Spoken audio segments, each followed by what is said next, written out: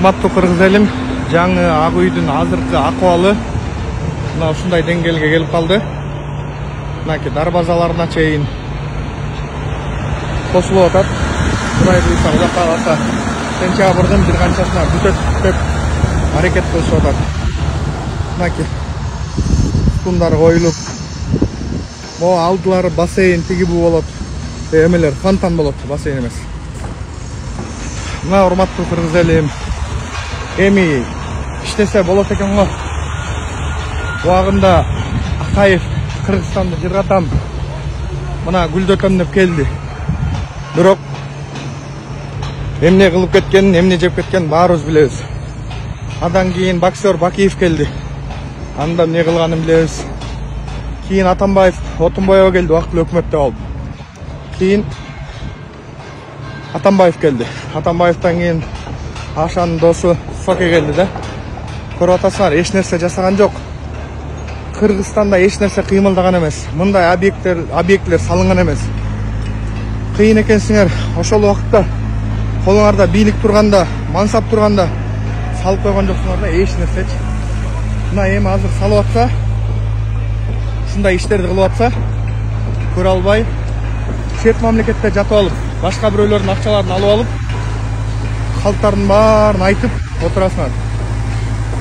Мына Кудай буйруса, Кудай кааласа, баары жакшы болот. Келечегибиз кенен, урматтуу кыргыз элим.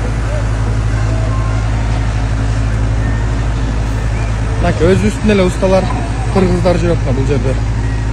Ар кандай маалыматтарды таратып аткан дагы адамдар бар.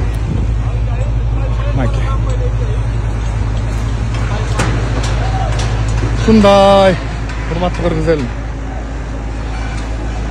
Анан көрөк, алданбай иштеп аткан ажыбызды колдоп туралы. Бул объекттин бүтө турганы аябай башкача. Проекти да бар, кийин бүткөндө көрөсүздөр.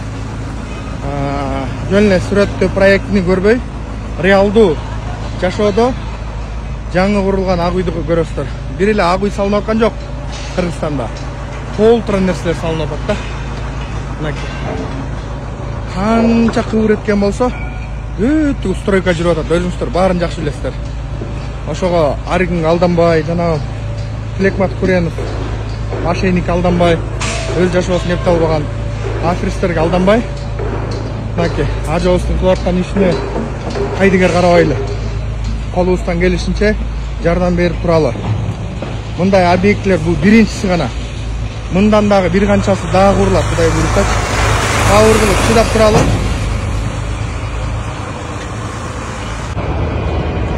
Ассаламу алейкум, урматтуу кыргыз элим, кыргызстандыктар. Жаңы Ак үй ушундай акыбалга келип калды. Кудай буйруса, Кудай кааласа, бир аз убакыттан бүтө турган алдында турат. Чынында мындай объект, мындай жер ар бир кыргызстан ойлонуп көрсө болот. 30 жыл аралыгында салынган эмес. Бул Ак үйдү сыртынан көргөн башка, ичинен көргөн такыр башка да. Ар ким ар кандай айтып берет, оозу менен орогоруп.